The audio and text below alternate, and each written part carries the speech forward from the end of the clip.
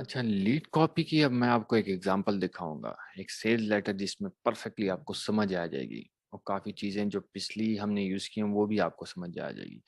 अब अगर आप देखें यहाँ lead copy dear wood worker से स्टार्ट हो रही है। याद है मैंने आपको बोला था, ये जरूरी नहीं है, मस्त नहीं है कि डियर से यूज करें या इफ देन स्टेटमेंट से करें या स्टोरी से करें। डिपेंड ऑन कौन सी जगह क्या क्या किस ऑडियंस के लिख रही हैं, किस रीजन के लिए आप लिख रही हैं, डेमोग्राफिक्स क्या है, उस सबको देखते हुए ऑडियंस के पेन पॉइंट्स क्या हैं, सबको देखते हुए अपनी चीज लिखनी है। ठीक है, कॉपी लिखनी है।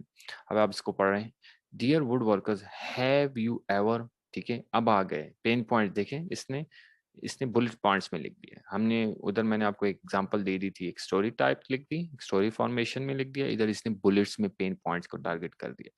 wanted to build something because you cannot find it retail, thought of making something custom for your specific needs, struggle to find detail, plan to build your own dream project.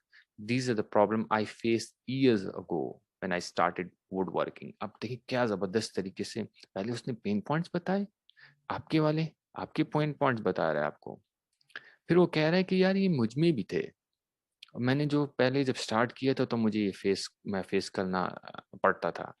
अब pen points भी बता रहा है और फिर साथ नीचे आपके साथ अपने आप को कनेक्ट भी कर रहा है कि भाई मैं और तुम एक जैसे हैं, क्योंकि मैं भी इसी तरह इसी जर्नी से आया हूँ, मुझे भी पेन पॉइंट्स यही थे, मगर मैं जब कर सकता हूँ तो तुम क्यों नहीं कर सकते। ठीक है, अब ऊपर देखें इसने आईब्रो कितने जबरदस्त तरीके से यूज किया, अटेंशन ऑल वुड वर्कर्स।